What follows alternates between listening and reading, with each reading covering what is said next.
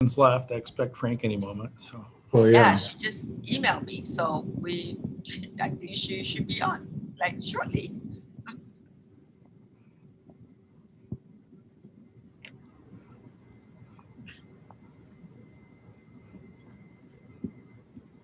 Okay, we are now live, and I think Frank might be having a little trouble joining the meeting. Oh, I've seen him like disappear and then try and get back in a few times. oh no.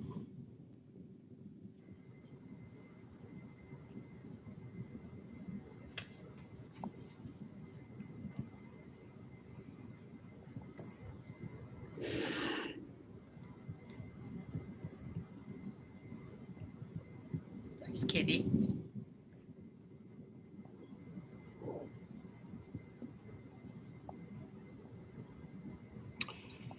Yeah, so Michelle, I guess if Frank has trouble getting in, I don't know if there's a way to allow him to join even just over the phone for voice. There is. Yep, I'll make sure he has that information. Great. I think just because it's already 6:31, we'll get started. Wayne, we're ready. Go ahead and start the TV broadcast.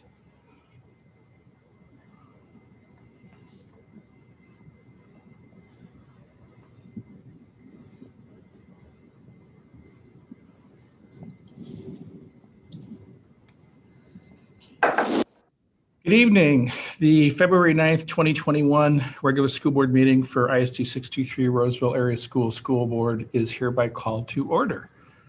Clerk Johnson, could you please call the roll this evening? Of course. Director Chu. Here. Director Anderson. Here.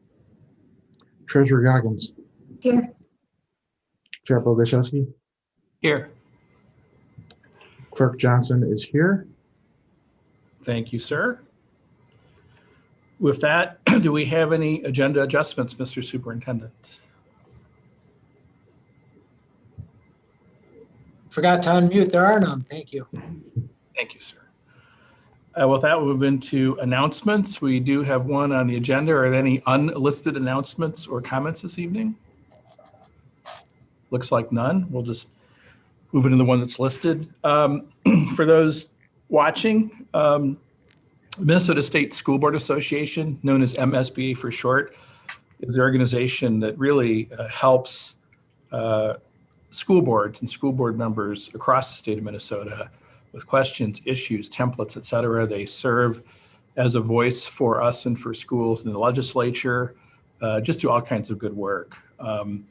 And one of the things they do is they put on a variety of training programs and classes and learning sessions for school board members really throughout the year at various points of the year. Some of these are very short, some are day-long sessions. They also sponsor the annual conference in downtown Minneapolis, this year virtual, where we all get a chance to learn and hopefully improve our abilities to serve our constituents and our students and our staff. And part of what they do is they do have a workshop series that's 4 sessions. Each session is between a half day and a full day. And these 4 phases really are the basic core instructional material for school board members. They deal with school financing, things as nitty gritty as how to hold meetings, how to help organize public interaction and engagement, all kinds of things. And we do have 2 members tonight who've completed all 4 of those workshops, which really demonstrates a significant commitment of time and effort and to the district and to being a good school board member. Todd Anderson and Rose Chu have both completed all 4 of those. And so they've earned the MSBA Leadership Development Certificate for this year. So we thank them for their demonstration, literal demonstration of their desire to serve and serve well, not just sit in the seat, but actually work for our district and for our kids. In addition to that, when school board members do attend training programs and workshops, there's a point system and they get points. So much like continuing education credits, that kind of thing. And our colleague Curtis Johnson also in the this last period earned the Director's Award from MSBA, which means that he has attained 100 or more points of attendance at various MSBA training programs. And that's a significant achievement because it really goes above and beyond even the basic core stuff. So we applaud and thank Curtis for that additional commitment. And then finally, and maybe most special, I think we may have mentioned this once before to school board, but we just had the annual conference, so I think it's very worth bringing up again. Curtis Johnson is also the recipient this year of the 2021 Rising Star Award. And Rising Star, as you can imagine from the name, as it implies, it's really awarded to a first-term board member, so someone who was within the 4 years of their first elected term, who really has made significant contributions and gone above and beyond the expectation of what they've done, what they've contributed. We nominated Curtis, and he was basically in competition, I guess, for this award from all the first-term school board members from across the state of Minnesota, so over 330 school districts, and any new members that were elected to their first term. And Curtis came out this year with that award, and I think part of it is just his unflagging devotion and the time and effort he puts in. One of the comments I think in the nomination letters that stood out is that sometimes you think that Curtis had found a way to clone himself because he seems to be in so many groups and so many places at the time. He was instrumental in things that we've done here. One example, just one of many, is our policy around logos, badly characterized logos from sports teams, and not allowing those anymore in the district. So dedicated specifically to that kind of thing. And in addition, Curtis is an ambassador with other groups too. He's the current chair of the Association of the Metro Area School Districts, AMSD, and other things. So Curtis, again, it's been a privilege to work with you during the course of your first term, and it's an honor that you well deserve. So congratulations on the Rising Star Award. So again, it is, I guess, kind of patting some of our fellow members on the back, but I think it's important for anyone watching this to know that this board and these members, Curtis and Todd and Rose, again, demonstrate that they care, and I hope demonstrate that you help put the right people at this table, even if it's just a virtual table for now. So thank you very much. Thank you all. With that, we will move into community input. It looks like. Oh, I'm sorry, Curtis. Sure, I should have given you all the chance to speak. Sorry. No. That's not that. Well, that's not exactly where I was going with this. In addition to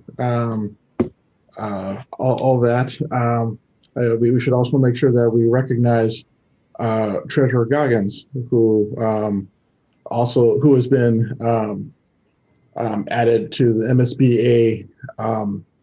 You may need to help me out with this, Katie. It's a very special cohort of school board members. I'm forgetting the exact. Leaf. Thank you. So there was only a small number of people who are allowed to be on it, and Kitty is going to be one of those people, and she's going to do a great job. Thank you, Curtis. That's a great add. And yes, it's a group that was specifically chosen after, again, applications and then vetting of applications for a group of school board members from across the state who could really help identify the vision for the future for school boards and MSBA within the state regarding things like equity and where we go with that. So again, Kitty, yes, thank you very much for jumping into that pool and again, for the honor of being selected for that group. Thank you, Curtis, for that ad. Anything else? All right, with that, we'll move on. No community input here in person. Michelle or Dr. Scrolli, did we get anything via email to read out tonight? I didn't get any. I haven't received any. Thank you. And I do believe we have Director Shaw on by telephone, and he's trying to join with his video, just so you know. Okay, thank you. Thank you very much. Yes, I see the little telephone there. There you go. Hi, Frank. With that, I'd entertain a motion to approve the consent agenda. I move approval of the consent agenda with removal of the retirements for separate action. Thank you. I'll second. Thank you. Any discussion? Seeing none. Clerk Johnson, could you take the vote on that? Sure. Director Anderson, Aye. Treasurer Goggins, Aye. Director Chu, Aye. Director Shaw. Aye. All right. Chair Boguszewski Aye. and Clerk Johnson says aye. Thank you. And with that, Curtis, we do have a couple retirements. Could you please share those with us? We do. We have two. Brian Hogue, most currently at Roseville Area High School, and Marjorie Detling from the District Center. Combined 52 years of dedication within our district, and they say education is a calling, and an entire generation of students has been blessed to have these individuals teach them and teach us. So with a saddened heart, I move the retirement of Brian Hogue and Marjorie Dell. Thank you. We have a second? Second. Thank you, Kitty. Curtis, take the vote, please. Chair Boguszewski, Aye. Director Chu, Aye. Director Anderson, Aye. Treasurer Goggins, Aye. Director Shaw.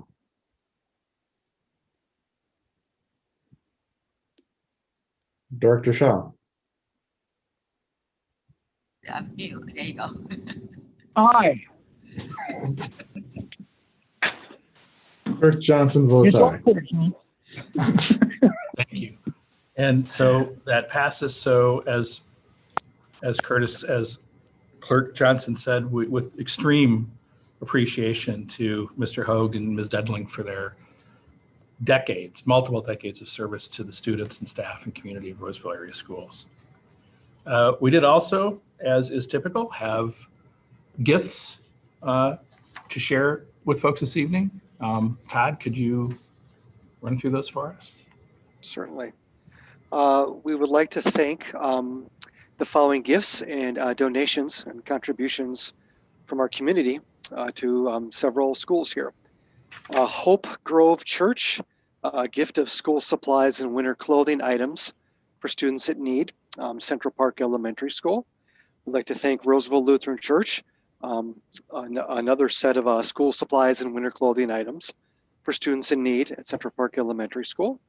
Medtronic, the EQ Share Owner Services Program, a gift of funds to be used at the principal's discretion at Parkview Center School. We want to thank the Parkview Center School PTSA, a gift of funds, classroom grants. We want to thank the Roseville Girls Basketball Booster Club, a gift of funds to hire some additional coaches, Roseville Area High School. We want to thank Rob Williams, the Every Meal program, for some shelf-stable milk. It's for the home meal delivery program for Roseville area schools. And we want to thank Felice Park, some badly needed winter clothing items for students in need for Roseville area schools. We thank, again, our generous community for their donations, their time, their contributions. It's much appreciated. Thank you, Todd. With that, we'll go to our reports and non-action items. We do have one on the agenda this evening. As many have seen, we did at a prior meeting approve engaging a search firm to help us with our superintendent search process. And at the meeting at which we approved that, we also asked Directors Goggins and Chu to head up a task force to work with that group to identify and firm up a process that we would follow. And I believe that this evening, Kitty and Rose have something to share with us in terms of an update of how that's gone, where we're at, what the steps are, et cetera, et cetera, et cetera. So with that, Kitty and Rose, I'll turn it over to you. Great. Michelle is putting up some slides for us just to help us keep focused on the topic. First of all, we wanted to share some key considerations that we used in developing the process based on I think, Michelle, you have to forward the slides for me. There, great, thank you. Developing the process based on the guidance that we received from the board. The board put a very strong priority to minimize disruption on top of the transition and stress due to the pandemic. The board decided to conduct an internal search, as Chair Bogoszewski mentioned, at the February 1st meeting. Staff, student, and community input was very critical to the board. We wanted to make sure we had all the different perspectives available to the board, so we made the best possible decision for our community. We wanted to build on learning from the 2015 superintendent search process. So for example, there was some very extensive community input that was used to develop a profile of attributes that was important in hiring the new superintendent at that point. And so we're starting with that profile in our community input sessions and looking at where does that need to be modified, or what priorities do we have that are different today rather than starting from scratch, since that process was relatively recent. We're really relying on the expertise of School Exec Connect search firm and the guidance they're providing. These two individuals who are helping us on this firm have experience with 40 or more searches, and many of them are in the size range that our district is. And so they have a lot of really valuable experience to help guide us as we're facing decisions. And then the other key consideration was that we wanted to be sure that the timing of the search supports a maximum pool of internal qualified candidates. This time of year, a number of districts have searches ongoing, and we wanted to make sure that we were in the time frame that we have the maximum number of internal candidates that they have not received positions elsewhere prior to our process being complete and offering to a finalist candidate. If we could switch to the next page, this is a kind of the milestones in the process that we're looking at. Now you have to realize that this was all just 8 days ago that we even made the decision to go with the search firm. So this process has been very expedited, and we have a lot of moving parts, and we've tried very hard to work between Rose and between Director Chu, Chair Bogoszewski, and myself and the search firm, trying to get all these pieces together. And we greatly appreciate the assistance we received from Michelle and Josh in this process to make it happen. Basically, there has been a posting. The posting is up for the position internally and with the School Exec Connect website, and that was up on the 5th and will be up through the 19th. On Sunday of this week, we had an online community input survey posted, and Rose will be taking us through more of the details of that in a moment. But it is available in both Spanish and English, and we're asking people to broadly communicate its availability to anybody they think might be interested in participating. Then at the same time as these other things are going on, we will on the 11th and 12th, so that's this Thursday and Friday, have School Exec Connect will conduct interviews of board members, and they will conduct focus groups with staff, students, and stakeholders. These groups will consist between 8 and 10 individuals, and there are going to be 9 different groups. There'll be one with licensed staff, one with unlicensed staff, one specifically with teachers of color. There'll be one with administrators, one with secondary students broadly, and then specifically students in the AVID program. And then there'll be one with parents broadly and one with EL parents. And there will be simultaneous translation into multiple languages of the various parents that will be present at the EL focus group. And then we'll have one with community leaders. So that will bring us to the point. It'll all kind of come together for the board on the 18th, when the School Exec Connect will present the community input findings to the board for review. The input will help us finalize the attributes that are important to hiring the new superintendent. So that profile of attributes, and then that profile will be used by School Exec Connect to review any applications received for the position, and School Exec Connect will present the candidates that meet the criteria the community has defined to the board at the February 22nd meeting. On the 23rd, which is our normally scheduled board meeting, the board will formally approve the candidates to be interviewed. The interview will occur on February 24th. During the day, individuals who participate in the earlier focus groups will be involved in interviewing the candidates. And then that evening, the school board will interview the candidates in a live televised meeting. Now, the board may, at that point, be able to come to a finalist selection. But in case additional input is needed from the candidates, we would like to schedule, and we haven't yet checked with board members' availability, but we're hoping this will work, to schedule a meeting on Friday, February 26th to have available in case a second interview should be needed prior to the board being ready to offer the position to the finalist. Then in March, we anticipated board action on a contract with the finalist. And then on July 1st, the new superintendent would assume duties. Any questions on this before we continue? Kitty, I'll add something. Please do. That, yeah, when on the 24th, we have the daytime interviews with our stakeholder groups, that finding will be available to us by the time that we interview the candidates. Yes, and actually it will be available by 4:30. So please put a hold on your calendar if you can between 4:30 and 6:30. So you have the opportunity to digest the input from the various community interviews prior to us going into our interview at 6:30 on the evening of the 24th. I just want to clarify that because there's a lot going on that day. There's a lot going on. And if we can make the decision that day, great. Otherwise, we hope to make sure that we have a second interview if it's needed. Kitty? Yes, Frank. Oh, Frank is on.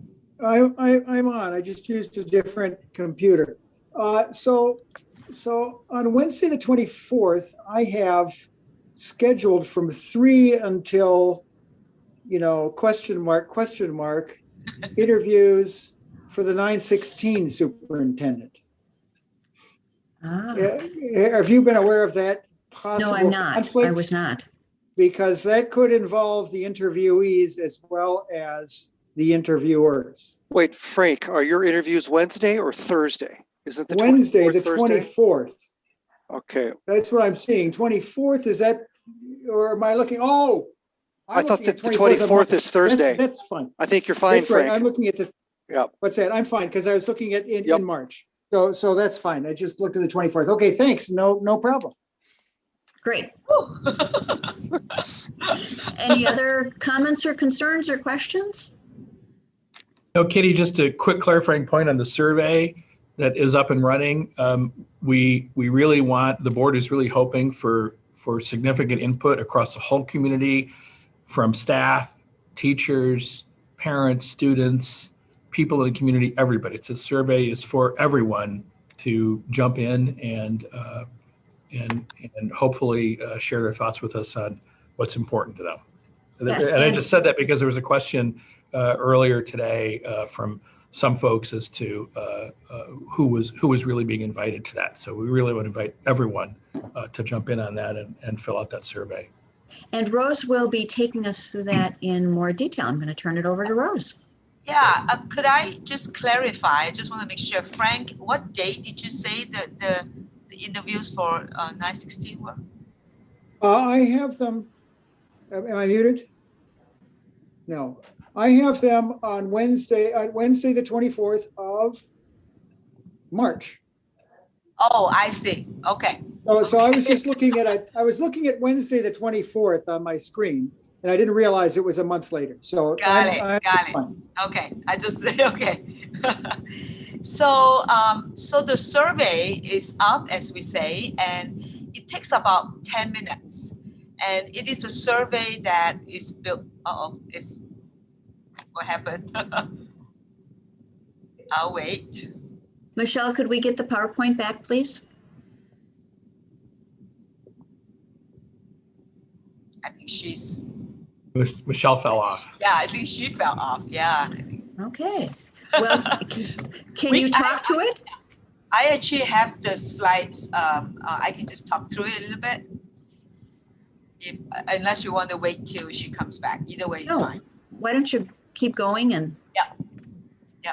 So the survey is anonymous, and that it is really based on Director Kagan said the characteristic that we defined in 2015. We did refresh the language so that it's more current in the current context, but the content stayed the same. And so, and then the focus group will be asked the same questions. So one is for anyone interested to do the survey, and then the focus group will be a chance to go deeper. And so the three questions that we are asking of our stakeholders and anybody doing the survey is what are the important goals for the district to achieve in the next 3 years? And based on the list of attributes, which are the ones that are most important for the new superintendent? And then if there are anything missing in the attributes, or if there's anything that they would like us to fix. So in a lot of ways, we are not starting from scratch. So there will be a list that is in the survey. There will be a list that will be shown as part of the focus group. And then people can kind of give us a sense of, as a whole, are those attributes on target? And what are the ones that are most important? And if there's anything missing. Okay, and then finally, as many of you hopefully have gotten emails, it's on the website, like I've gotten a text, which is so great. I've gotten a text, I've gotten emails. Please spread this survey. We have gotten it to quite a few community groups. That's where I may not have the latest information, but I think we've gotten to various civic organizations. We've gotten to some of the groups that we work with. And so like the foundation board, the CTE business contacts, some of the local elected officials, and some of the civic organizations like Do Good Roseville, League of Women Voters, and so on. So we really would like that all of us kind of pass this on to your neighbors, to your friends who are very interested and have a stake in our Roseville School District. Like I will personally actually send this to my association neighbors. So hopefully that we'll do this. And I think we're going to plan to maybe pass it on to some of the next door groups. There are some contacts that I know Josh has, that maybe we can do that too. And the survey closes on February 15th. So we have, it started last Sunday. And so we're going to go through this week plus the weekend. Hopefully this will allow folks to be able to do the survey. I think that's all we got. Any questions? Yeah. I actually have it in front of me, so if I can maybe good. just add a little few things. We've been actually used email, text, and the voice messages going out to both staff and then to our families. We've used both the district and school and electronic newsletters, as well as the text messaging and voice messages. We've been informing student groups, and we're continuing to spread that out in terms of trying to get student engagement, because we very much welcome not just staff and not just families, but students for participating in it. And so we'd really like to see our student participate. Then I know that Rose mentioned some of the community groups. I'm not sure which got left out, so I'll just read them. The Rotary, Do Good Roseville, League of Women Voters, the Roseville Business Council, and Golden Kiwanis. We're sending it to a key contact that's listed on their website or other ways that we've had that in those groups and asking it to be distributed. But anybody listening who's a part of those groups, please just go directly to the website. And then in terms of we're working on next door, the career technical education business contacts we have through what's going at the high school, and then the Roseville Area Foundation. But clearly we're looking for anybody and everybody who's interested in providing that feedback for participating. And I think we can maybe close the loop by saying that this feedback will be the kind of the findings from this feedback from the focus group will come to the board, and we'll finalize that profile to make sure that we are on target in terms of what we are looking for in the superintendent.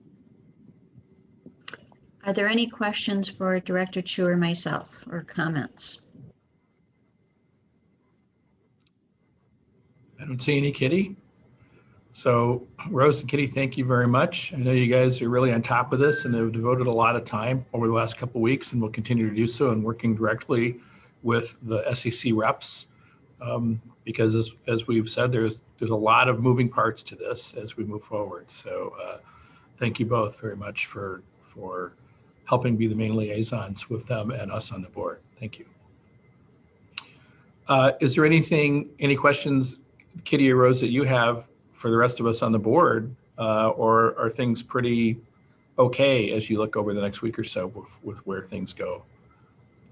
I think we're fairly comfortable proceeding on this as long as the board is comfortable. We tried very hard to follow the direction and guidance we were given by the board. So hopefully the other board members feel like we've incorporated the things that were important to them. I know that we'll have a conversation in our study session about other parameters as we're moving forward. So we continue to want guidance from the board to make sure we deliver what the group is looking for in this process. Great. Again, thanks, Kitty and Rose. With that, we will move into our first action item, a review of the learning model as it stands for grades 7 to 12, and presenting that to us this evening for approval. And Superintendent Sicoli, I'll ask you to lead us into this agenda item, please. Thank you. Thank you, Chair Boguszewski. So tonight, Josh Collins and Jake Bondolini will present a recommendation for students in grades 7 through 12 to return, for those who selected to return to some in-person blended learning, and those who choose to remain in full distance learning to do so. Now, we go through a process in reaching these learning model decisions. Ultimately, it goes to our RTR advisory committee, which is what the state deems our incident command team regarding learning models.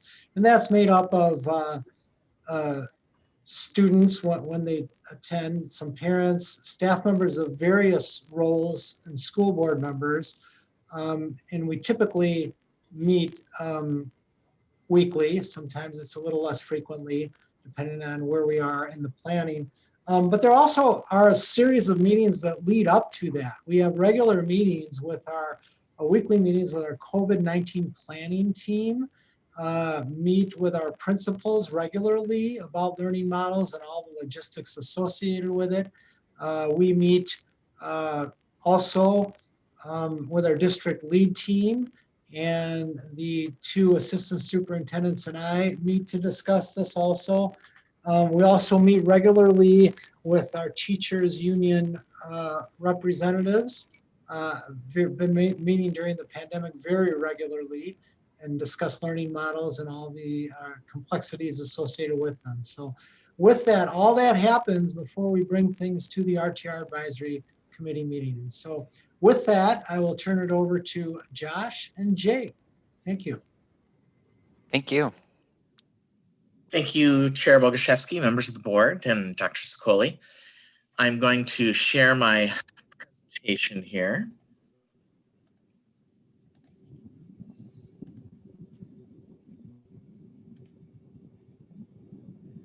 Okay, is that showing up full screen for folks? Great, thank you. So Jake and I will be talking to you today about our secondary plan. I'm going to start with walking you through the current and projected health data. And of course, we always start with just reminding folks, because people may have tuned in this evening who haven't been watching along the whole time, but we really consider a number of factors as we make decisions based on our learning model, including the positive COVID-19 cases in the county. We talk routinely with public health officials with the county and the state to understand the transmissibility of COVID-19. Increasingly, the experiences we have with our own health services staff, teachers and administrators within our own buildings really become crucial information as we open more of our grades up to in-person learning. We are continuing to learn more and more. Our ability to adequately staff our buildings, both for Distance Learning Academy and for in-person learning, as well as feedback from families, staff, and students through those committees that Dr. Sicoli mentioned, as well as through other channels. Now, you're looking here at a chart that shows the current case rate of number of positive cases per 10,000 residents in Ramsey County over the last 14 days. You can see here the vertical line marks where we were at the last time we updated the board a month ago. And as you can see from the highs in mid-December, where we were up well into the over 100, we are now down to just under 20. And we are projected to be just a slight bit lower than that, 7 days out, to be at about 17.5 in Ramsey County on the 15th of February. This chart shows you the specific zip codes that serve the Roseville Area School District. And you'll see we track slightly higher than the rest of the county, but still substantially lower than we had been seeing back in December. The state tracks on a lagging rate. So their latest figures are reporting as of January 23rd, and they have us at 26.9. So you'll recall that when the pandemic started, or actually when the school year started, we were really operating on very strict follow these options with when your district falls within this range. Now here that the state has had an opportunity to review the science and better understand the ways that COVID impacts young people as compared to older people. You are aware that we are no longer following these strict numbers with elementary students, and we have opened up to most of our elementary grades now, but this does still really hold true for our secondary grades. So I'm gonna next turn over to my colleague, Jake Von der Linde, and he'll walk you through the plan. Thank you, Josh. It's really nice to see those numbers coming down to where they were in that early September time, so that we can be bringing back our students. And kind of our current learning model right now as it stands, you can see our secondary, we continue to be in full-time distance learning. However, we do have some students that have resumed some of their work with their teachers, including our special education students. And then also after kind of that December pause, we've resumed some of our co-curricular activities and practices, including those and competitions as well. For elementary students, we have our Distance Learning Academy, which continues for those students who are choosing that, for those families. And so far we have ECSE, our pre-K, kindergarten, and grades 1 through 4 that are now attending in person, again, 4 days a week currently. It was fun to see an ECSE teacher the other day at Fairview, and she was so excited, and she was telling me about her students that were back in her class and working with her, and she said it's just the energy is just so great, and the principals had echoed that also when we talked with them last week, so it's exciting. And our final grades 5 and 6 will be coming in starting February 22nd, which is a couple weeks out from now, and a little bit of a slightly different timeline for Harambe because of their year-round schedule. They are currently in their, or they will be on intercession on that February 22nd date.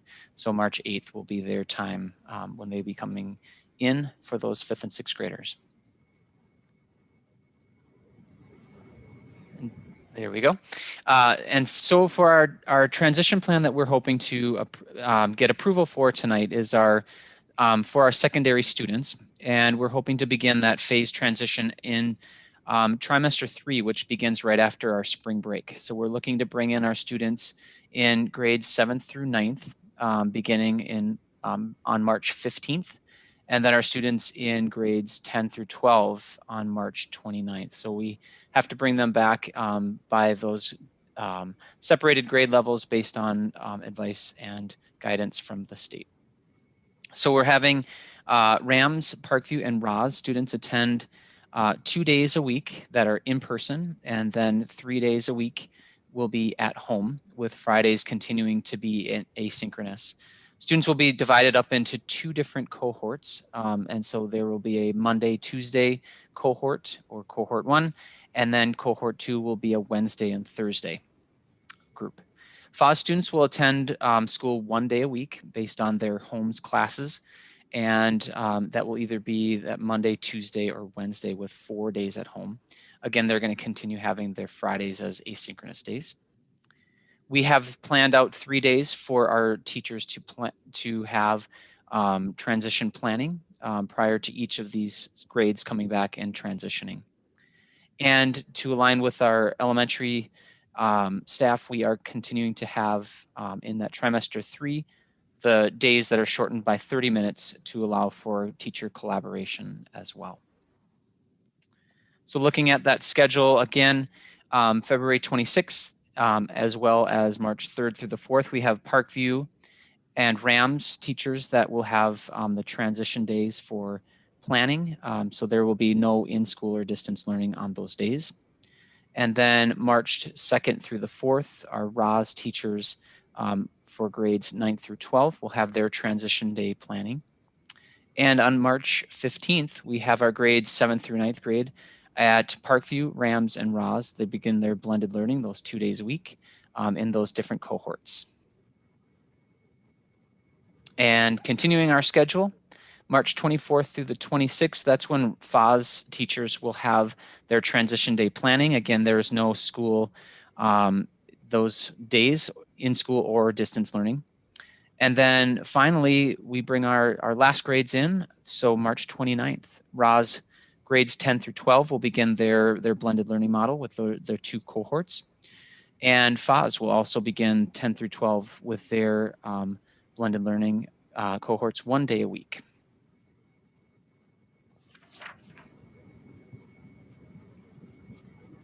I think Dr. Scola has a question. Yep, Aldo. Well, I would just like to add that I appreciate the collaboration from all, representatives from various stakeholder groups as we work through these very complex and difficult decisions. And I think would be even more difficult if we didn't have that kind of collaboration. So I'm very appreciative. Thank you. Any questions or thoughts from my fellow board members? Rose. Yeah, I also echo that. It's just so wonderful to see a very deliberated plan that really honor what it takes, right, to really do this well. For the time for teachers to plan, for the transition, and for kind of the staggered way of making sure that our students come back, in a way that is well planned, that they, everything is ready for them. So my question is, I just want to understand, just like I noticed that is it the FOS high school students have 1 day a week versus kind of the Roseville, the Ross is 2 days a week? Could you explain kind of the rationale behind that? Yeah, they have just an alternative. Obviously, they're an alternative school, so they had to went with an alternate schedule as well. And they'll be having more times to check in with their students throughout the week in that distance learning opportunities. And they also run a little bit of a different schedule, so it works best for them to do that as a 1 day per week schedule. As I recall too, from hearing in meetings, I believe that the FAS staff worked very closely with their students in determining what would be appropriate. Okay. Kitty. Thank I had a couple of questions, but first I'd also like to echo the comments about really appreciating how well the different groups have worked together, how our teachers contributed, how administrators, how everybody's, the custodians and all the cleaning and everything has really been partnering in this process. Would like to maybe hear a little bit of elaboration on why the 30 minutes of additional planning time, what that time is for, how that differs from traditional school days, because I've gotten questions about that from community members, so I think that would be helpful to elucidate. And then also, if you could talk to the kind of preparation that's been made for the high school and middle school to be able to offer concurrently the distance learning and the in-school experience, and in terms of the technology adjustments and the voice amplification and some of those other things to make it a good experience for our students. I know that the Roadmap to Return Committee has had the privilege of being able to hear a lot about that, but not all of our board members have had access to that. Yeah, we've had a lot of conversations about how all of this will work. And I think, so your first question was around why the 30 minutes, and school is going to look very different for our students, especially in 7-12 as they come back. I mean, being in the two different cohorts along with students that are online in that distance learning, it'll give our teachers more time to be able to plan, to be able to do that, like you had talked about, our model to have them concurrently teach. So some live streaming as well as some working in person with students, as well as some availability for them to have office hours and really that chance for them to collaborate together to figure out what works and what doesn't work in this different model. Also, the way that our transportation runs as well, we have to really run our schedule so that we are a tiered bus model that we have to do. So to be able to run our bus schedule that fits, so that we can fit with our elementary schools as well. And the other question was around, I don't know if it was a question or more of a statement, just some of the planning that we've done around technology and how to make this all work. We've worked closely with our technology department and some of our media specialists and some of our tech integration teachers that have helped trial some of these technology, as well as we've had some pilot teachers that have been trying out some different strategies and models, and also working with other school districts that have been back in that blended model to kind of explore from their experience what has worked well and what hasn't. And also just, again, like Dr. Sicoli said, working with our teacher union to hear about their thoughts, concerns, and just the availability to hear from them and what their needs are too. So Jake, thanks for that response. I just would like to tag on to one thing that Jake said. So when he was talking about the 30 minutes, he talked about rationale for at the secondary level. He also referenced the busing, which of course with the tiers and for it to work has to work at all levels and coordinate with elementary. So I would just like to also add in a reminder that at the elementary level, the 30 minutes provides the in-person teachers, those teaching in person with students to coordinate with the distance learning teachers in terms of pacing, how they're proceeding on the standards, curriculum, that sort of thing. So there are reasons for both elementary and secondary to do so. To do this, as Dr. Chu said, more effectively, but then we also need to be on the same system for both elementary and secondary.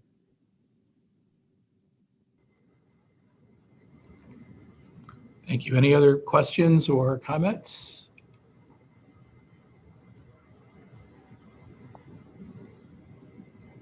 Dr. Shaw. Yes, a couple. One of them is we're watching the rates come down. We're predicting 17.5 per 10,000 per 2 weeks at the end of this coming week. What happens if it, I mean, this is as low as we've seen it since back in late August, early September. I'm wondering what happens if it gets down to that 10 level. And that's the original criterion for allowing regular in-person school. Would we contemplate that, or is this basically, are we thinking that it's going to be hybrid for the rest of the year? Well, I'm certainly one person who would contemplate that. And I think we've said all along that we need to be flexible that way. And I really hope we get to that stage. And also, by the time we get there, you know, as time goes by each week, more and more staff get vaccinated, and that helps too with the chances of having students of all grade levels in school 5 days a week if they choose to do so. That would be a wonderful thing.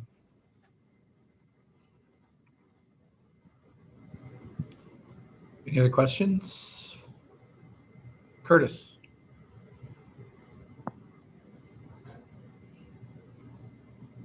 Okay, along those same lines, thank you, Director Shaw, for that. If the case numbers go down below 10, then is there anything that we have to do as a board, or do we, you know, is it okay if Superintendent Sicoli makes the call? Okay, I like the numbers where, you know, they're under 10. We're going to do 5 days a week starting April. How would that work? Yeah, so my take on that, based from when this, what happened in preparation for the start of the school year, is knowing that things can change quickly. The board did give me authority to work with others to make those decisions. However, what we would like to do is to work with the system we have set up and go through our RTR advisory committee meeting and bring it to the board for approval. But again, if there isn't a board meeting for 2 weeks and we can get it done faster than that, because there would be some transition time too for that, and we have to communicate with families. You know, it's possible it could be going, because I think we've already done that, and some of our blended learning come after the fact to the board for approval also. So whenever possible, I'd like us to go through our various committees and go through the RTR advisory and bring it to the school board for approval, because it is a change in learning model. But timing wise, that may or may not always work that way. Kitty. If we went back to distance learning, I know in the elementary schools, we're still having to maintain 3 feet between students and 6 feet with teachers.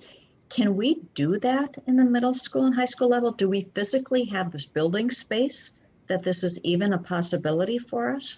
Or do we no longer have to comply with those restrictions? Yeah, I assume that when Dr. Shaw said that, it was with the understanding that those mitigation strategies would not be something we would have to adhere to. Yeah, that's right. But I could be mistaken, because yes, we only have so much space, and depending how many students choose to be in person, if we have to keep them certain distance apart with social distancing, the space only allows for so many people. Thank you. Yeah, and my understanding of the 3 foot rule is that's an elementary school rule. That doesn't apply to 7 through 12 as they come back. They still have to have the 6 foot. That's my understanding. But it could, you know, it could be they're adjusting that as well. Todd. Thanks. Superintendent Sicoli, I think you mentioned just like a moment ago, you referenced, there are more and more staff, teachers getting vaccinated. Do we have just curious, do we have numbers on how many teachers have by now, or percentage, or just, I know it's up and up every week. Just curious. Also for the public to hear as well. Yeah, unfortunately, we don't know that, and the state doesn't provide that. However, the state came out with something today statewide that said approximately how many. I don't recall, Josh, maybe you or someone else recalls how many educators they estimate have been vaccinated. But we do not know the number in our district.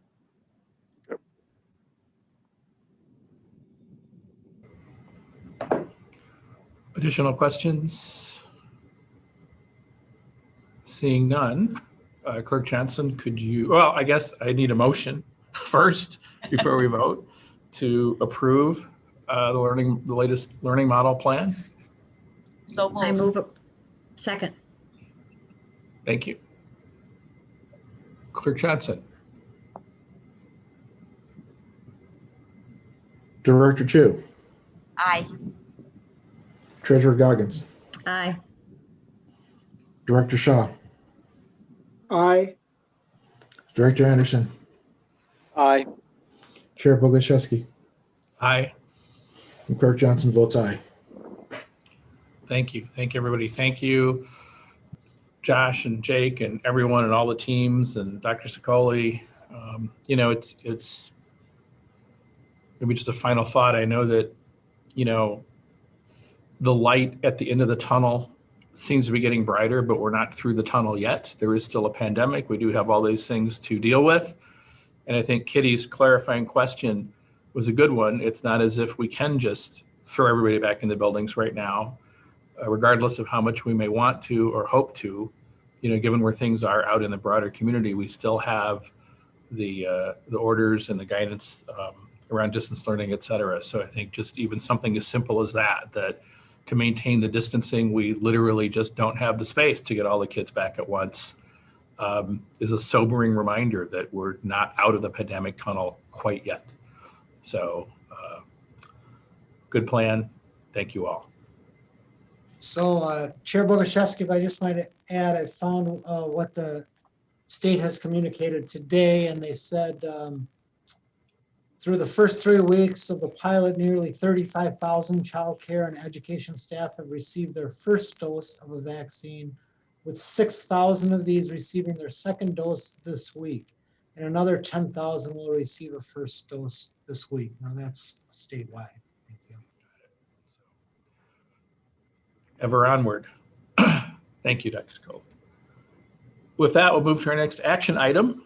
And I believe Business Director Sherry Thompson will introduce us to some reps from our financial advisors, Ehlers, to talk about the sale of certificates of participation that I believe occurred earlier today.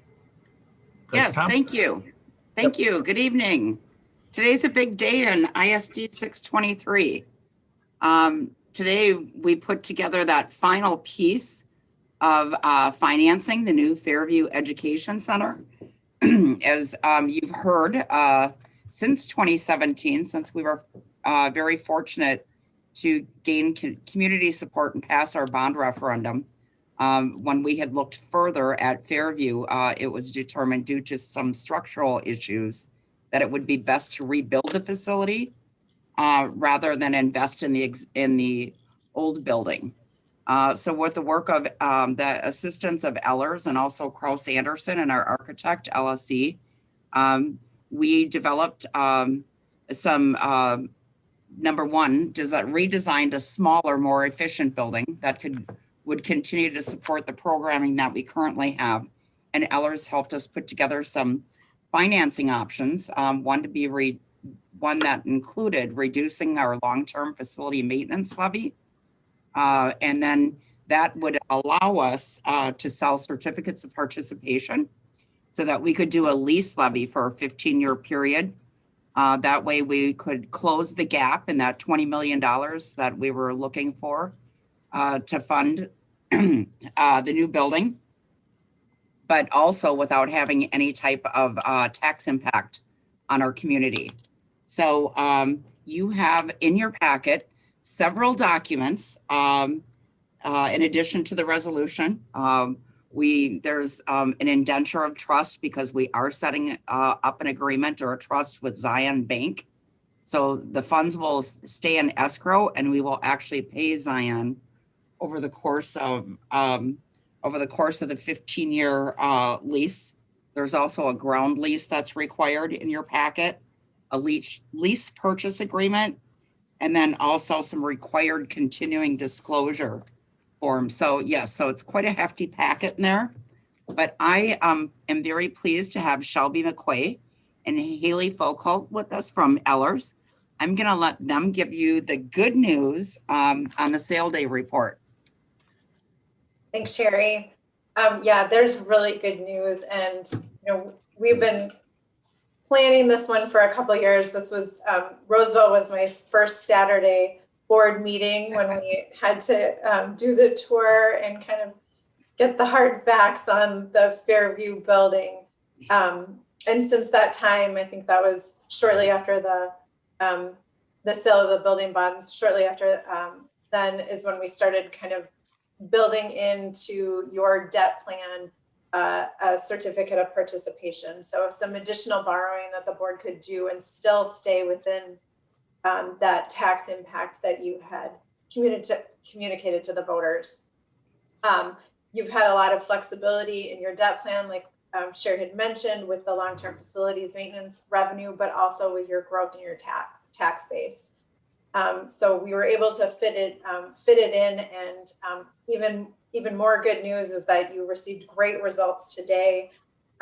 We were estimating at the time of the pre-sale a 2.6% interest rate, and you received a 1.6% interest rate today. Wow. So it's really great news. It's really exciting. So I'll just walk. Does everybody have the sale day report? Do you, Mike, would you prefer I just share it on my screen, or do you want me to just talk about it and you guys have it in front of you? Whichever you prefer. I think it could be nice to share it. Although, if there's a table or something that you could focus on, because I'm not sure you need to share, 4 million words spread across what looks about 800 pages here. But, I'm exaggerating a little bit, but maybe not so much. A lot of it is Moody's here. So, okay, so this sale day report here is included in the bulk of the sale. And can you see that summary of sale results there? Yeah, that may be all we need to leave up while you then talk about things. Yep. Yeah. Thank you.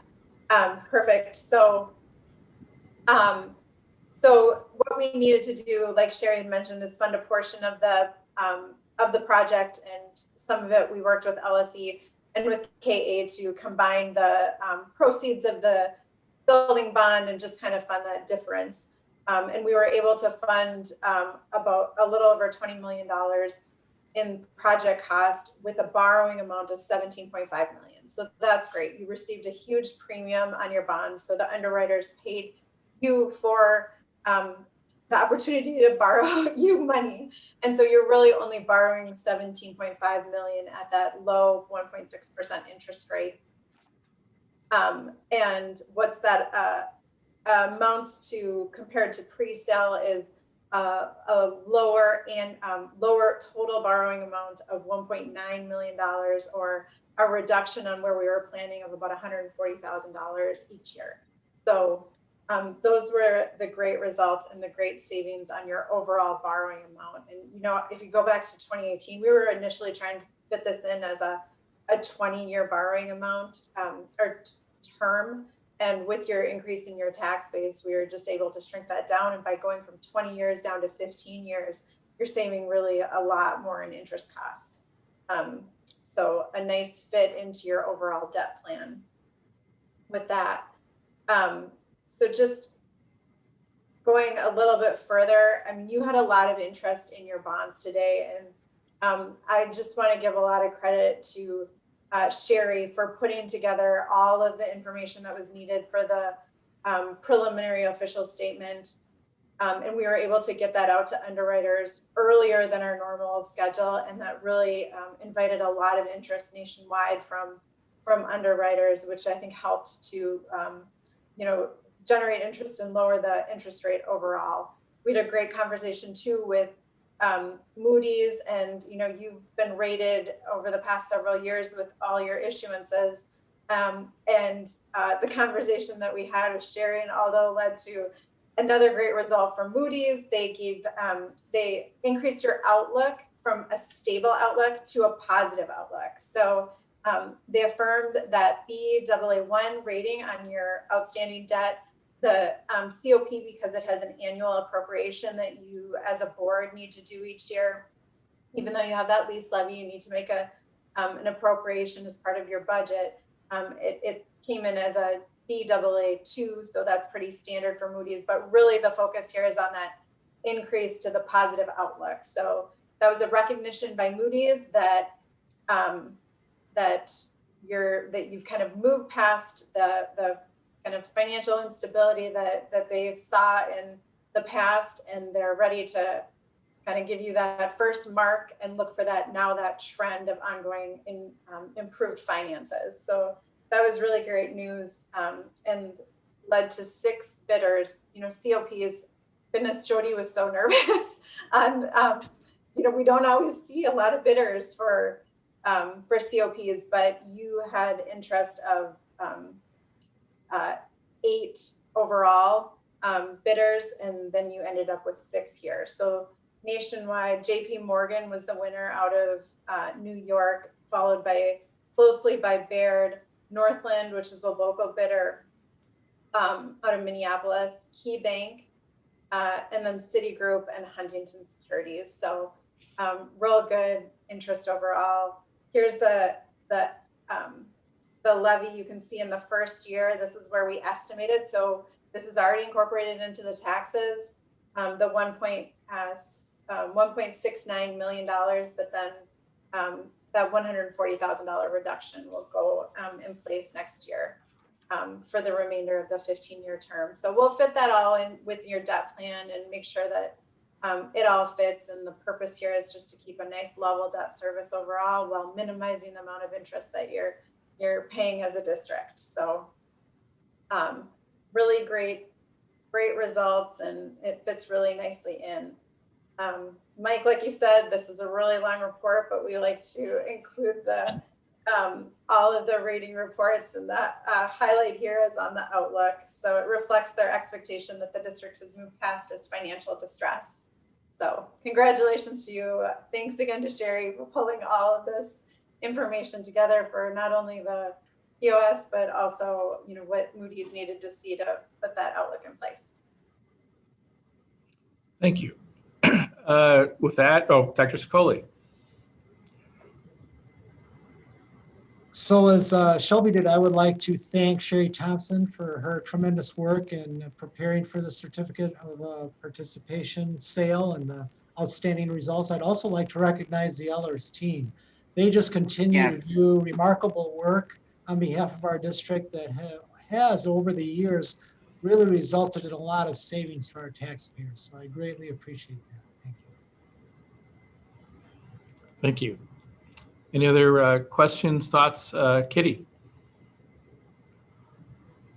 In looking over the various documentation and contracts that we'll be approving tonight, it looked like they were pretty standard documents that our attorney has prepared for the situation. I was wondering if there was any uniquenesses that had to be built into the contracts that would be different than kind of standard operating procedure.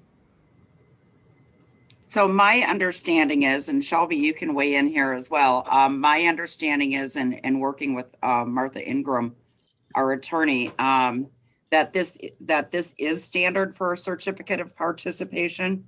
We haven't done any certificates of participation at Roseville, so it's new to us. I haven't done them I haven't also personally in my past done this.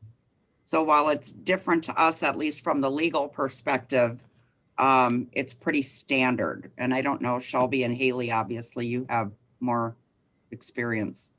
Yeah, it's not a general obligation bond. It's a different type of financing that's secured, through an annual appropriation that you're making. And so there's a little more, like Sherry had mentioned with those agreements, there was, I compliment Martha too. She's done a lot of these and she's gotten really involved to make sure that everything is on the up and up and in the best interest of the district. So like Sherry mentioned, there's a ground lease. So you actually own the ground underneath the building, and you are then granting a ground lease to the financing group, and they then own the building on top until the end of the 15 years, at which point then you will own it. So it's sort of a lease to own. So there's a little bit of back and forth, and all of that is included in why it looks a little different from your general GO borrowing.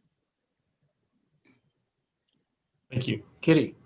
One other question, just a clarifying question of how the process works in terms of payments.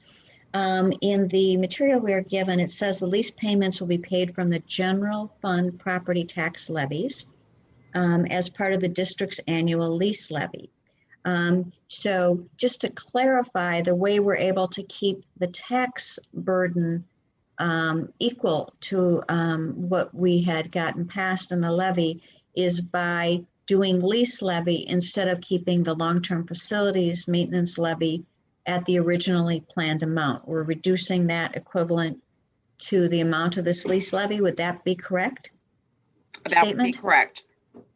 Yes, and they're both, they're not debt service levies. They're both general levies, general fund levies. Thank you. Any other questions? Seeing none, I need a motion and second to adopt the resolution ratifying the sale. So moved. And I'll second. Thank you, Directors Johnson and Anderson. Any further discussion amongst the board? Seeing none, Clerk Johnson, could you take the vote, please? Sure thing. Chair Boguszewski. Aye. Director Shaw. Aye. Treasurer Goggins. Aye. Director Anderson. Aye. Director Chu. And Clerk Johnson votes aye. Thank you. Passes.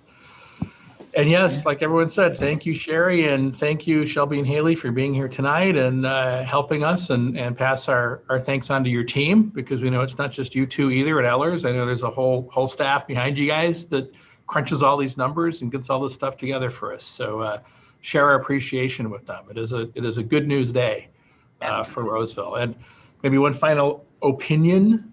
I think a lot of this, was due to that upgrade from stable to positive from Moody's, and I think that reflects just in general.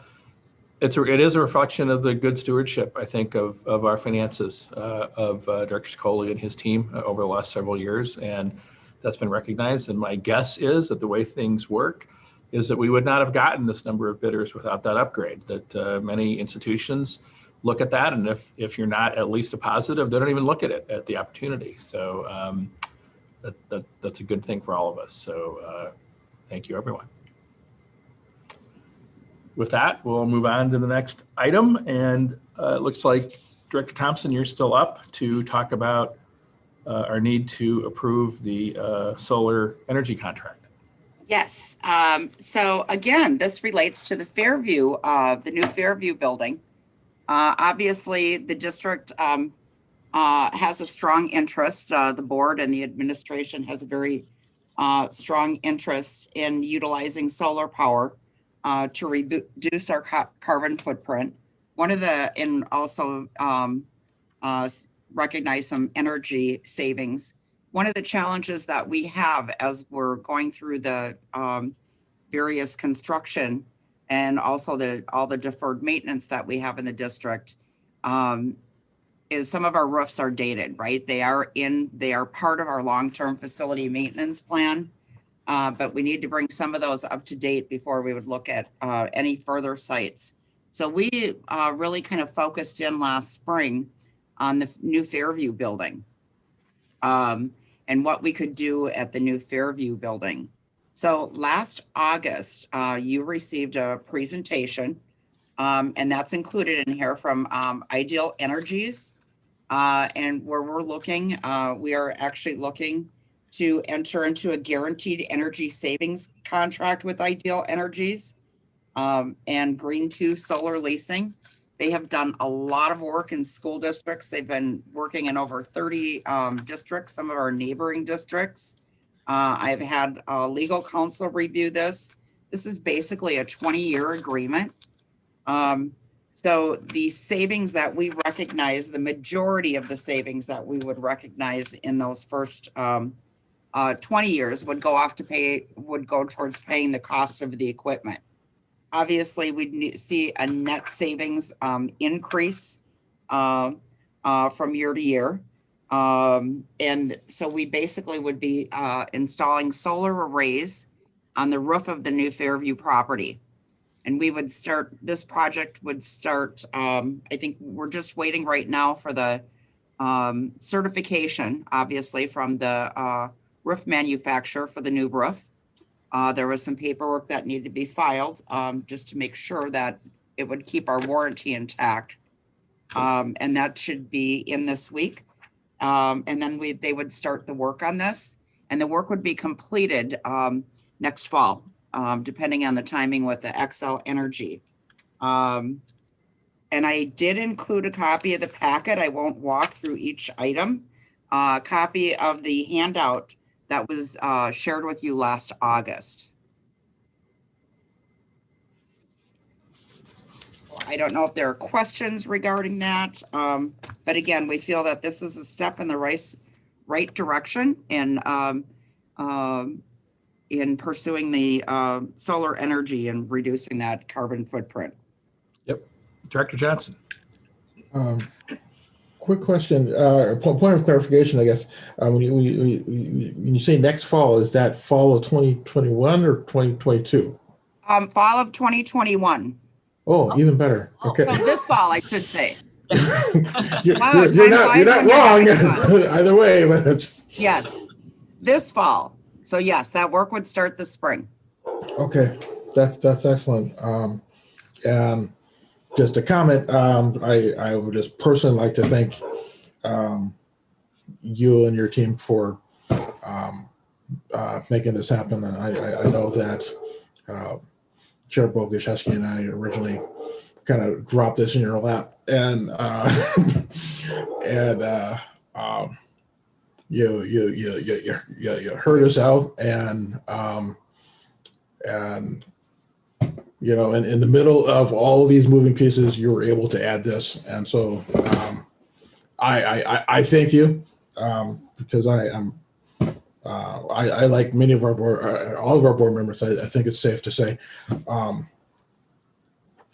big proponents of renewable energy, and you know, I think this sends a really, you know, positive message that we're taking that seriously. So thank you for your work on this. I know it was not a simple matter. So, Director Anderson. I'd like to just echo what Clerk Johnson, my colleague, stated, and I do want to make sure that you know, it goes without saying that I know we'll have this communicated out on the website. This is something that we had a lot of community interest, partners and stakeholders who are interested in solar panels at Fairview. And I also like the idea, I know at one point we discussed, let's make sure that we have some signage within Yes. Fairview about what, I think that's still the plan, but hey, these panels are here, how we're hooking students in, what are the slides? There's a great slide that Ideal Energies had about like education. Put up one of those like on a billboard or something within Fairview. I think it's great. We've got to let people know what's happening with these solar panels, how we're getting students involved. It'd be great to have a little, you know, whatever display up in Fairview when we're up and running. We're definitely going to incorporate that in also. And yes, Ideal Energies has a lot of ideas. Also KFI, our engineering firm as well. So we definitely want to work this into the curriculum or use it in an instructional way wherever we can going forward. Great. Thanks, Sherry. Great. Any other thoughts? Kitty. I was reading the contracts. We obviously had a lot of contracts to read this week, but made me appreciate the intricacies that are woven in there. And I just wanted to thank the various parties involved to enable the district to be able to do this, where we are not bearing the financial risk, nor the upfront cost. That in essence, there's literally a guarantee that the annual utility operation and maintenance savings will exceed our costs of energy conservation measures. And that was very exciting and impressive to read. Thank you very much for all the work that everybody did on this. And that really was what provided the opportunity for us to move forward with this, because obviously we have, a lot of deferred maintenance that we're working on. So not having to outlay that cash really helped to make things possible. Do we anticipate that as we are able to do future roof replacements, that this is something that may be possible at other buildings? Yes, it certainly is possible. So it can be retrofitted as long as the roof is substantial enough to do so. Correct. We just need to get some of our roofs up to date. Frank, you had your hand up earlier. Yeah, I was interested in the insurance clause. We're asked to keep insurance on this, and it's a $500,000 investment. I'm wondering if that is a substantial expense or whether that's really kind of when you insure the building as a whole, it doesn't make much difference. It doesn't make much difference. I think there's minor added cost to this. I mean, I want to say it's like $140 or something. It's minimal. Great, that's great. Rose. I just have a final thought. This is remembering. I remember when I first started on the board a year ago, I think maybe on the second meeting, we had this major discussion about this. And I remember having to be explained how it wasn't in the original plan and how we are trying to figure out, can we at least explore? So I remember that the board's charge, and I think Curtis is right. I'm one of those that yes, let's look at as green as possible, and really appreciate Shari kind of okay, the minimum we could do is explore, and then come back to us to see what is possible, because things are really changing, right? And I think from the original plan to now, things have really changed. So really appreciate you being open and stepping up to explore. And then, I mean, here we are. I'm just so excited, so excited about this. So yeah, so it's wonderful. Thank you for all your work. Thank you.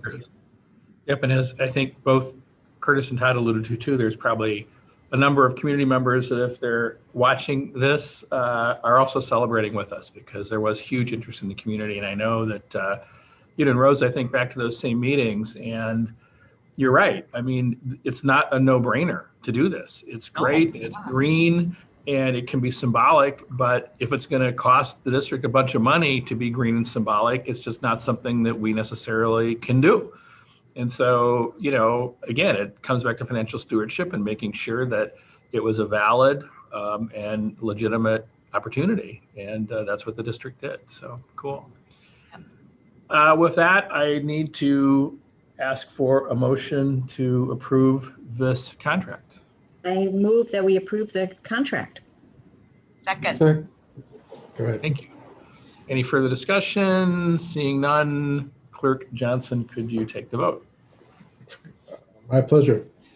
Director Chu. Aye. Chair Boguszewski. Aye. Director Anderson. Aye. Treasurer Goggins. Aye.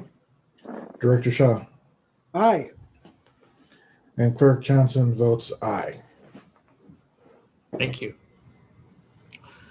We'll go to our next item, which it looks like is still Sherry and the 2021 budget revisions. Yes. So in your packet, well, first let me back up. So we talked at the last meeting. We went through some of the detail of what we were seeing as an impact on our general fund this year. Obviously, when we developed the budget, we developed the original budget we started that like last February, March. We developed that through the spring. The board adopts the preliminary budget in June prior to the start of the new fiscal year. And then typically once we get our audit, we do our audit in the fall, and also in the spring, we're estimating enrollment, we're estimating who we think our staff will be, because we do have some turnover, retirements, whatnot. And then in the fall, as we're wrapping up our audit, we go through and revise our budget, because now we know our salary. We have salaries, or who's in what seat on the bus, rather, as far as staffing goes. We also know what our enrollment looks like. So we typically do the revised budget and come back to you this time of year. We come back and ask you, as we're developing the new budget for next year, to take action on a revised budget for this year. So I tried to put together just a summary document, and I'm looking for feedback on this because this is kind of a new format. I think I shared it at the last meeting. But again, looking at where we're looking at making some revisions, a couple places in the general fund, and those would be the first two columns. So starting with the top line, and everyone has the document, right? I can try to share the screen if that's makes it easier.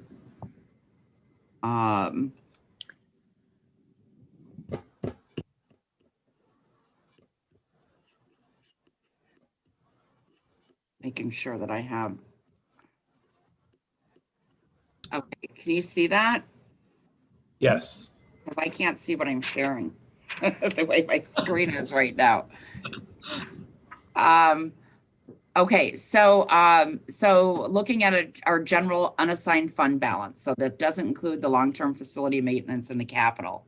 We are looking at our beginning fund balance was $6.624 million audited fund balance. Last year, or last June, the board adopted a budget that estimated revenues at $103,382,000. We have talked about this at length from where we were last June to where we are settled in this fall, like in October, November. We actually saw a reduction of about 240, just over 240 students, primarily at the elementary level. Students, families that opted for whether it be homeschool, non-public schools, a full online learning, charter schools. Again, as the pandemic is ongoing, they opted for other programs. We're surmising that is, basically because we're seeing at the elementary level due to supervision, I think is a big factor there. And Roseville is not the only district that is experiencing this. I think probably the majority, at least in the metro area, of the districts have experienced the same thing with their enrollment. So that equates to about a revenue reduction for us of about $2.2 million. At the same time, we did receive some funding, the Corona relief funds. Actually, there's a few different pots of federal funds. This is one-time money. The first one in this was the dollars that were sent to us. In the general fund, it was about $1.7 million that was sent to us. And we purchased technology to purchase devices for kids. We purchased hotspots.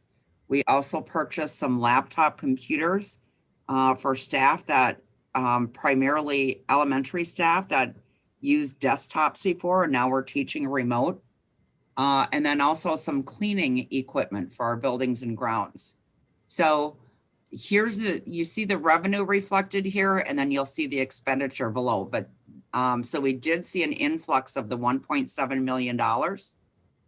for that categorical aid. We also received some funds, some other federal funds, what's called ESSER funds. Again, this is all part of the CARES Act. Some funds totaling $364,000. You'll see when we get to the revenue or the expenditure side that we primarily use that to cover the costs of some of long-term subs. Now that we're back in to on-site or in-person learning, this will help when staff need to quarantine or our staff are ill. So the subtotal of all these changes meant a reduction of about $168,000 in revenue. So that brings our revised revenue to about $103,214. Moving downward then, looking again at the expense side, the preliminary budget was $103,394,000. We have added, as I mentioned, we see who settles in, what kind of staffing adjustments we need to make. So we did have an overall adjustment in our $103 million budget of increasing our expenses by about $605,000 from the preliminary to the revised. In addition, as I mentioned, with the federal funds up above, this again was this $1.7 million was what was used for technology, custodial equipment, et cetera. And then we have the $364,000 in federal funds that we used, that we are using to cover those floating teachers and substitutes. So overall, we're looking at an increase in expenses, looking at an adjustment of $2.6 million. So our revised expenses are $106,085. This will result in the current year in deficit spending of about $2.8 million, giving us an ending unassigned fund balance of about $3.7 million. Again, we're above the 3% as far as target. This is about closer to about 3.6%. But again, we did draw down that fund balance, and primarily due to that drop in enrollment. Looking then, I'm just going to briefly touch on the general fund capital. Really the change that we saw here, because of the decrease in enrollment, we'll see a decrease in revenue in operating capital in the general fund of about $62,000. Our expenses really are the same. We had planned on drawing down the fund balance anyway, but we'll draw it down again due to the reduction in revenue. That will increase that deficit spending by about $62,000. So we're estimating a revised fund balance of about $1.3 million. We're not concerned with that operating capital fund balance. That's a healthy fund balance for us. And then finally, looking as far as by fund, community services, we began the year with a fund balance of about $740,000. Again, that's a combined, there's many funds that make up the community service fund balance. The board had adopted revenues of about $7.8 million. Obviously, the biggest program, well, the majority of programs in community service are fee-based. We receive some state aid and some property tax revenue, a little bit of federal revenue, but most of those programs are fee-based. Our biggest program, obviously, is the out-of-school time program, the child care program. So in looking at revising the budget, we're projecting that those revenues will drop about $2.1 million. Looking at, again, this is the Corona relief or COVID relief funds, part of the CARES Act. We did spend, or we received, and then also will spend about $525,000 those funds actually helped us to provide that school day childcare that we were required to, that we have been providing for our tier 1 workers. So we received $525,000 there because that is not a fee-based program.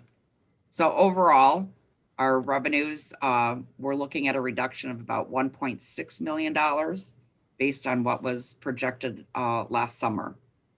And then looking at the expense side of things, salary and benefits have been reduced by about $1.9 million. Some of that is due to a shift where we were able to shift some of the school-age childcare costs.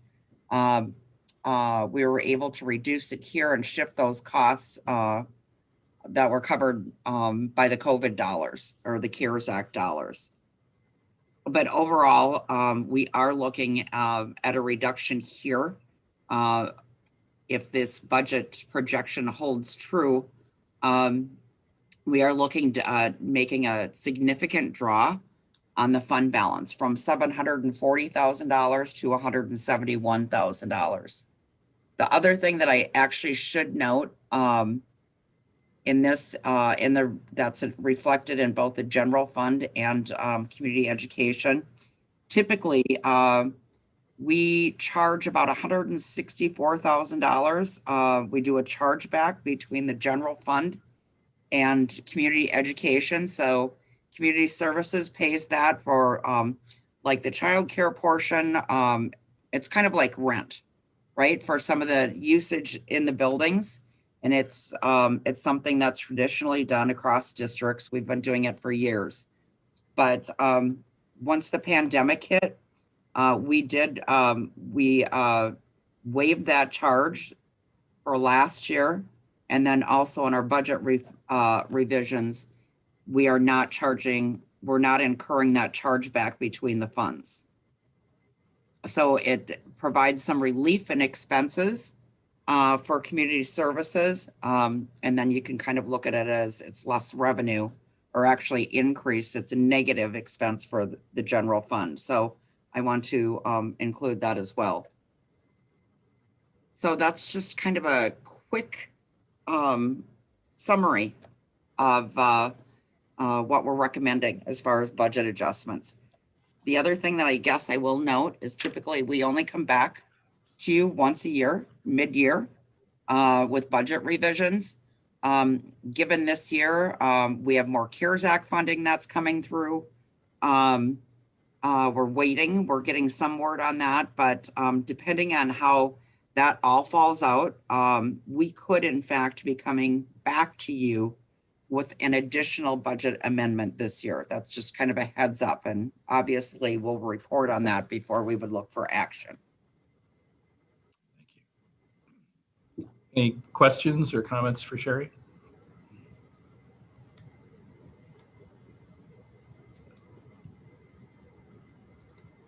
Doesn't, Rose. Yeah, you're on mute, Rose. Yes, I just saw that. Community services, that's just heartbreaking because of the, lack of participant fees. Yes. So looking forward, I'm thinking when we say the budget year 2021, does it end like June 30th? Yes. Okay.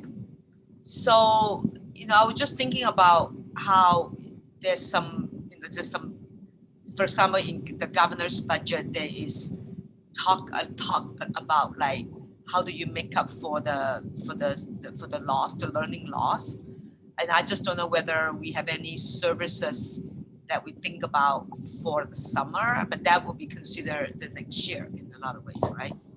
Yeah, you know what? I'm glad you asked that question because actually that may be one of the reasons that we come back to you with a budget amendment.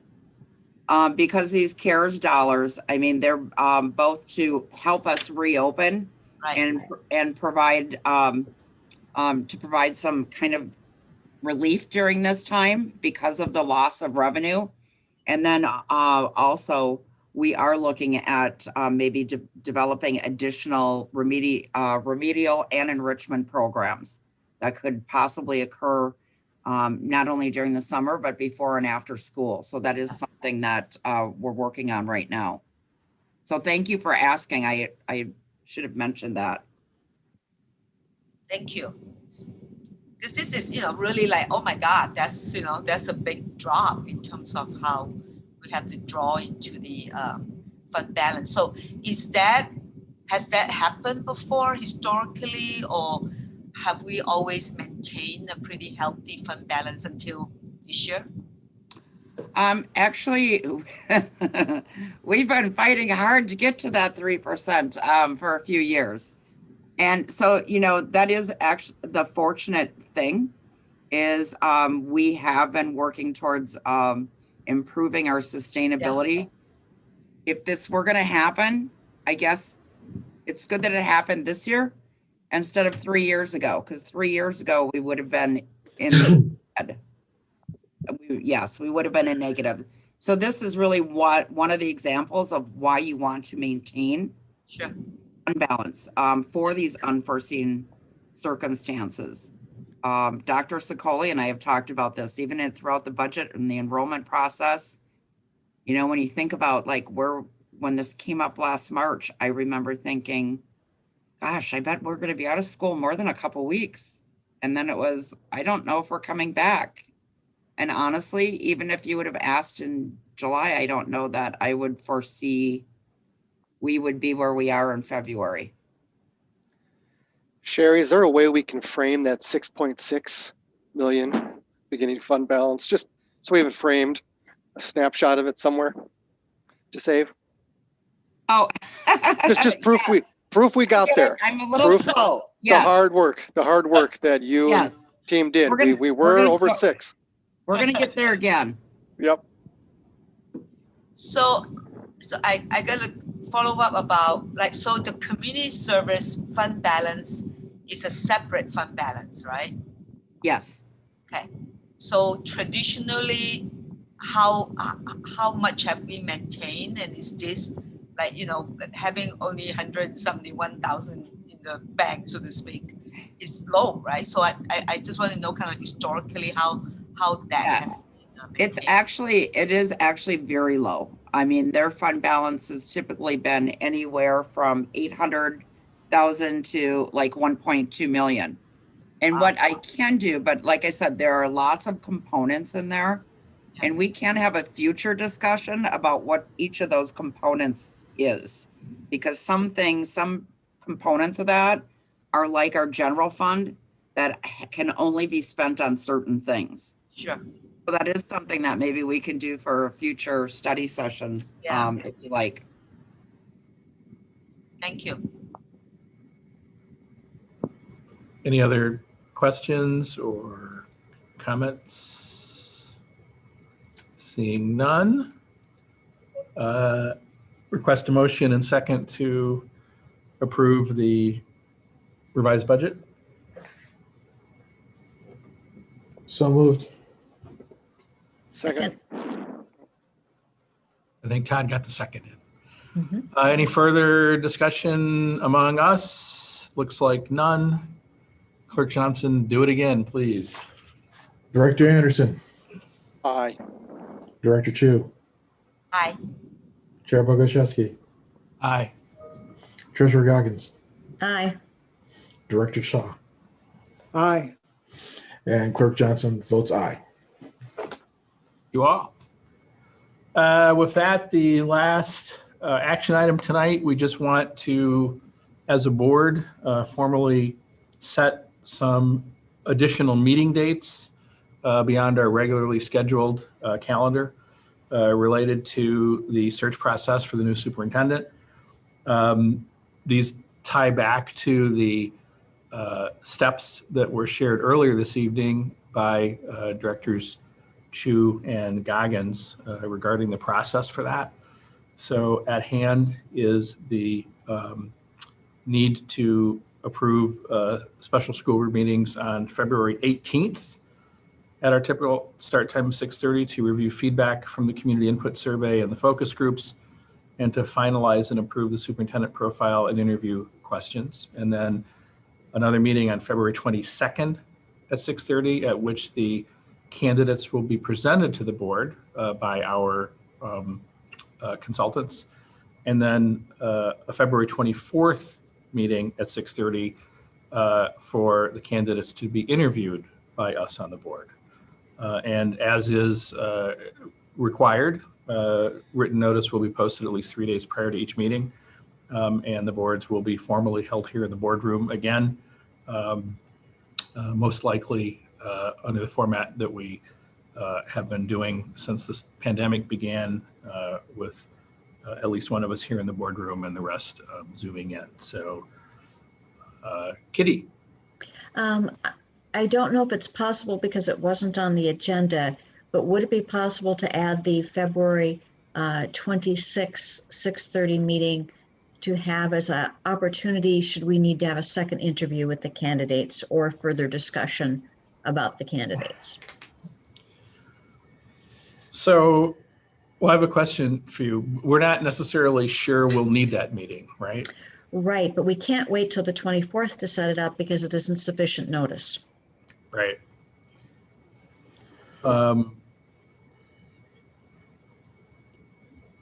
We could set this up at the next board meeting. It doesn't have to be tonight, but I just thought if we had all the others tonight, if we could add that.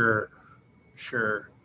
I would recommend that you could amend the recommendation to include that date. You can always cancel, but as Kitty pointed out, it'd be hard to add time-wise. That's true. And I think that because the agenda item for tonight was to set the board meetings, Kitty, I don't think it would be out of place to add that additional February 26th session. So I guess first I guess we could just have someone move that we adopt the February 18th, 22nd, 24th, and also an additional February 26th meeting.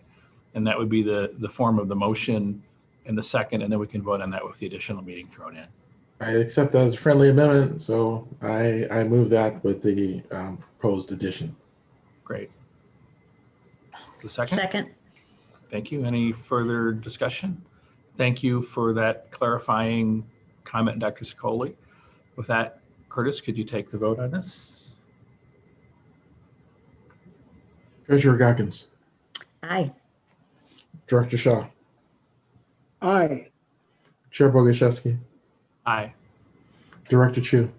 Aye. Director Anderson. Aye. And Clerk Johnson votes aye. Thank you. We're seeing a lot of each other. Yes. With that, I think we move into our study session report, and I believe Treasurer Goggins, you are reporting out this evening on our most recent study session. That is correct. Our study session was a preliminary discussion around our superintendent search process. We reviewed the process that was used in 2015, and we reviewed the various superintendent search firms operating in Minnesota, their experience with similar districts, and their conflict of interest. That was our base of information, and then we talked about what was important to us in a search. And clearly you heard earlier this evening what those criteria were. We then talked about the context that we're in, the pandemic, the tremendous number of transitions, the referendum in the fall, so needing our new superintendent to hit the ground running, et cetera. We had some discussion around interim versus permanent hiring, and significant discussion around whether to do an internal search versus an external, which we then on the follow-up meeting on February 1st made the decision to post internally. Thank you. There you go. Any questions or thoughts? Good. Board reports. Anyone have anything to share this evening?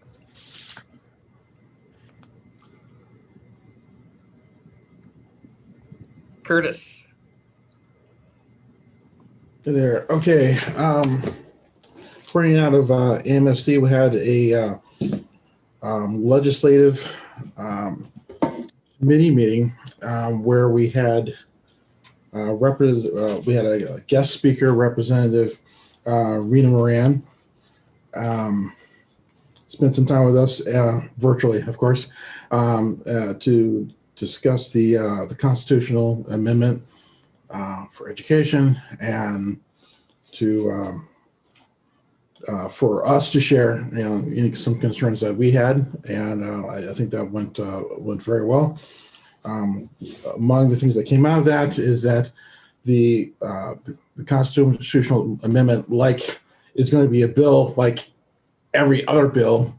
It'll get crafted, and there will be several chances for amendment. So if there's concern about language, we will be able to address it once the bill actually gets drafted. So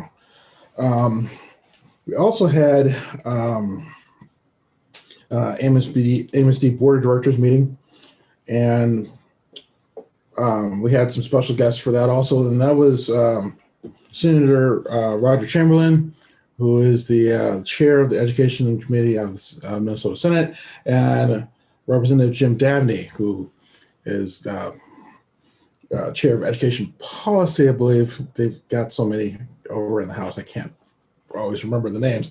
But this was a very interesting discussion because both parties has very different views on education, but they were able to come together on a couple of items, and so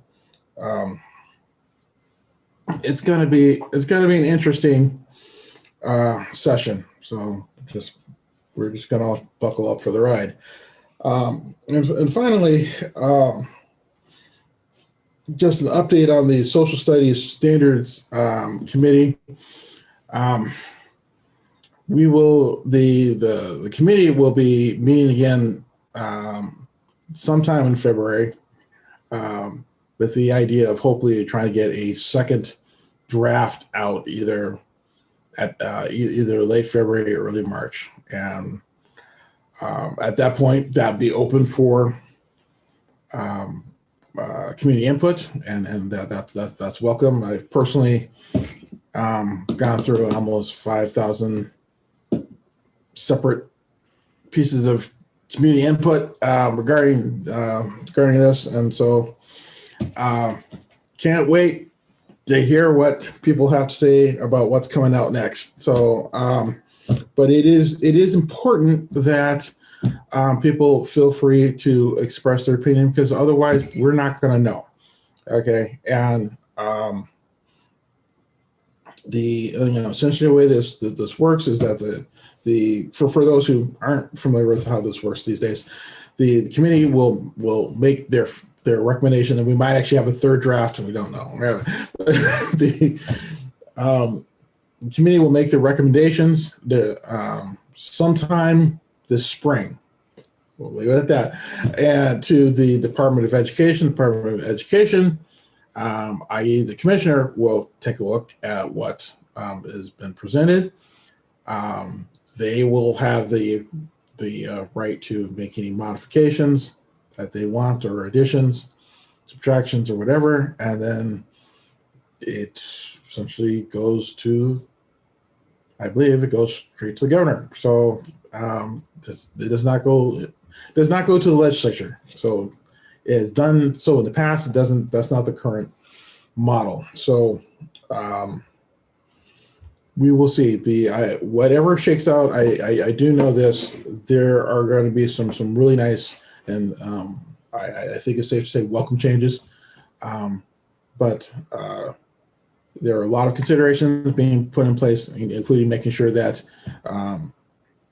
the people who are going to have to implement these standards are able to do so. So the idea is to not overburden teachers, but also to do what's best for our students. So I think we'll be able to make that happen.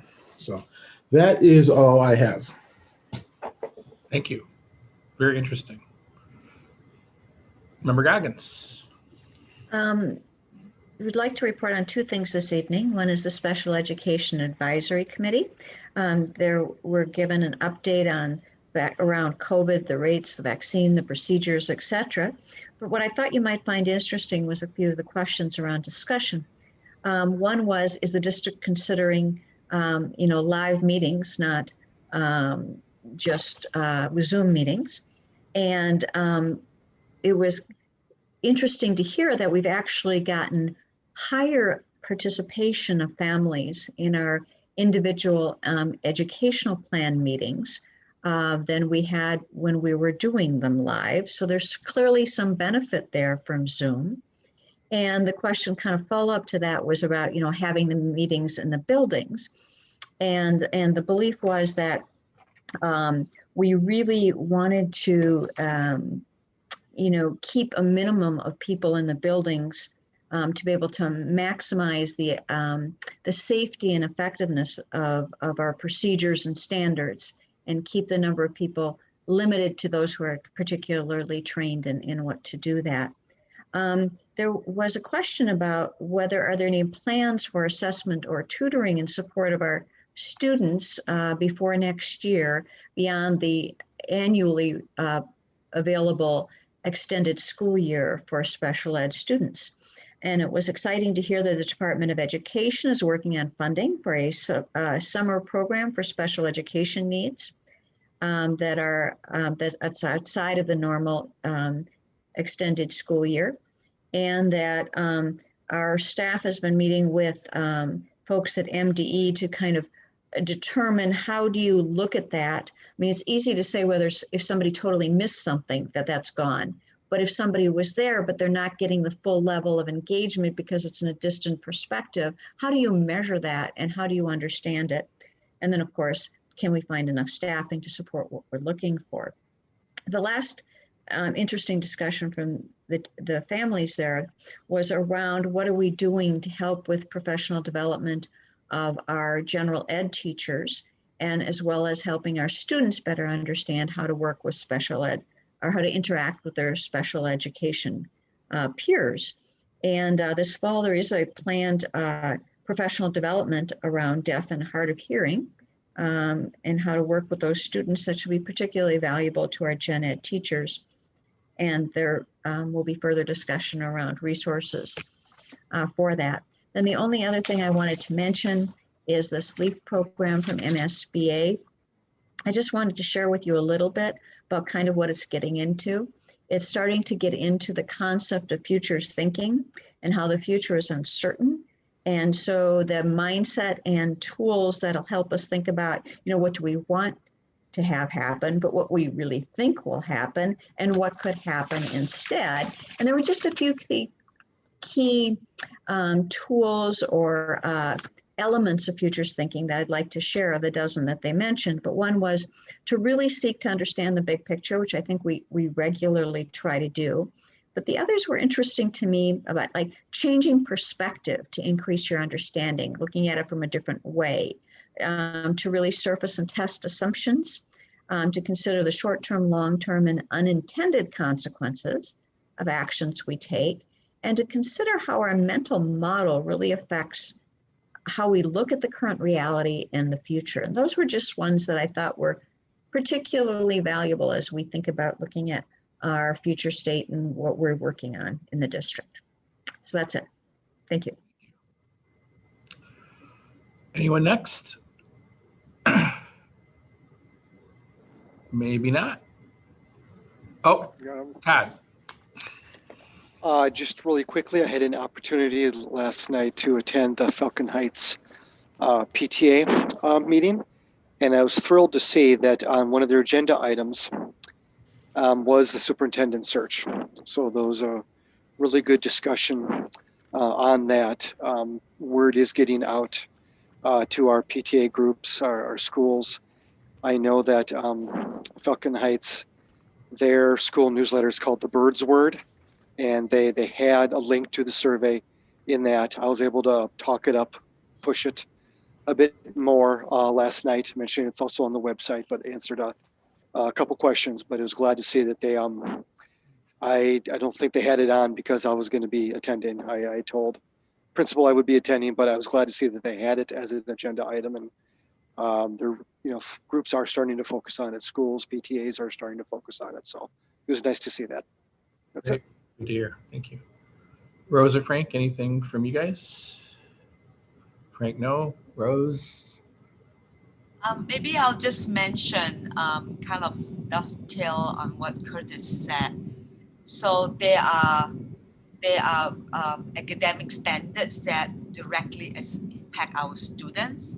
So I want to just mention that there is a listening session kind of on the front end about standards for beginning teachers by our professional standards and licensing board, formerly known as Board of Teaching. So the feedback is really about, well, maybe if you're a current teacher, you're current kind of like members of the education community, what would you want those standards to look like for beginning teachers? So there is a listening session on Wednesday, February 17th from 4:30 to 6, and it will be on the website. It is on, let me think of the link is mn.gov/PEL health PELSB. Yeah, so it's kind of just kind of making sure that people understand there are the rules around the current standards and there are rules around beginning teachers that we can, as the public, we can all weigh in on that will impact how teachers are trained and who comes in and how do we make sure that we sustain the profession. Great, thank you. I have nothing. So with that, I think we reached the end of our regular agenda. We do have a study session tonight. So I think we choose the same link. So we'll adjourn the regular meeting and let's reconvene in 5 minutes, take a break, and come back for the study session. See everybody in 5 minutes. Regular meeting adjourned.